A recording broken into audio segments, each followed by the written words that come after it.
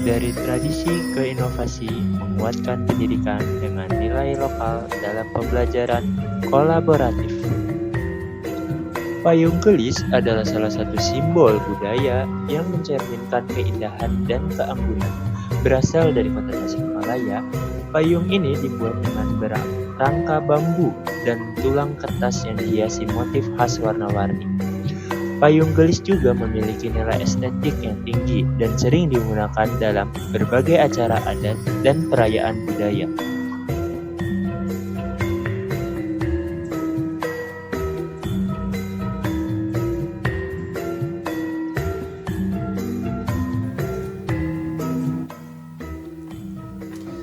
Selamat siang Bapak, sebelumnya dengan Bapak siapa?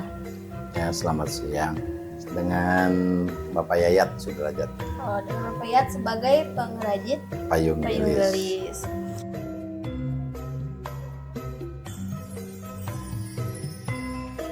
Untuk pembuatan payung gelis ini apa saja sih Bapak? Kayak bahan-bahan dan bagaimana prosesnya? Untuk bahan baku yang pokok adalah untuk rangka kayu dan bambu. Kemudian untuk aksesorisnya ada dari kain, ada dari kertas. Kemudian motifnya yang tradisional adalah bunga.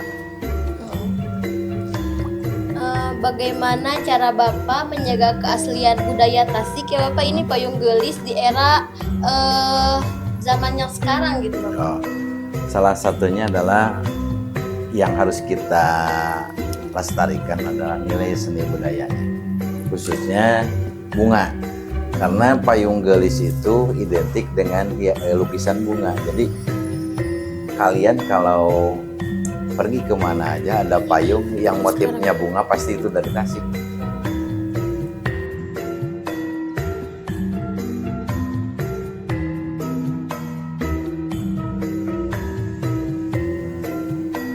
Baik Bapak, lanjut ke pertanyaan selanjutnya gitu. Ada pertanyaan mengenai apa tantangan terbesar yang Bapak hadapi gitu dalam mempertahankan dan memasarkan payung di era modern ini. Jadi modal utama untuk mengembangkan usaha itu adalah ketekunan kita untuk menghadapi bagaimana supaya payung gelis ini tidak punah, yaitu salah satunya adalah SDM-nya, regenerasi. Itu yang susah, khusus generasi yang bikin bunga pada tua. Kalau saya sih dari awal sampai akhir bisa melukis bunga, juga bisa, itu mungkin. Ya itu kan namanya juga bunga tradisional. Kalau dulu bunganya macam-macam. Kalau dulu ada ya bunganya yang disebut bunga sembrot kanon. Kenapa kan payung gelis itu tahun 40-an udah ada di sini. Bahkan di kampung ini hampir 80% pengrajin payung dulu. Saya generasi ketiga lah. Jadi kenapa disebut sembrot kanon? Karena mungkin masih dalam penjajahan. Ada kanon, jadi dituangkan lukisan payung seperti bola api lah gitu.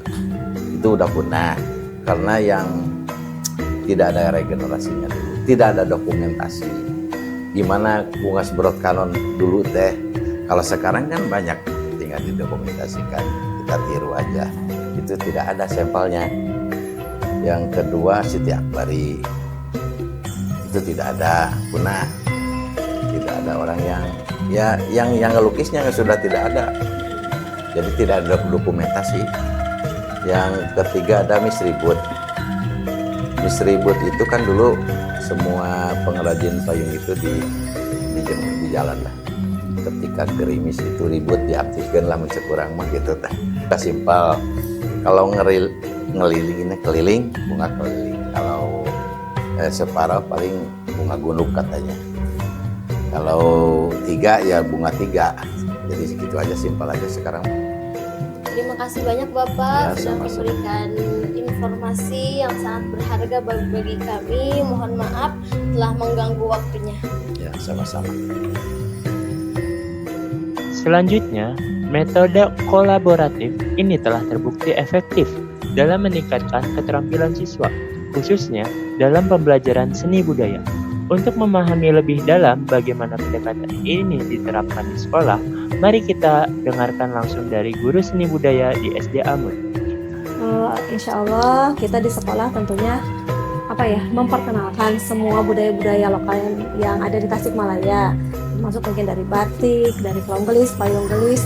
Mungkin memang tidak terlalu fokus ke sana, cuma memang di kita juga tadi kemudian ada misalnya tari yang menggunakan payung gelis, kemudian anak-anak menggambar juga kemarin di dalam menggambar itu ada tentang budaya lokal, mereka ada juga menggunakan payung gelis gitu.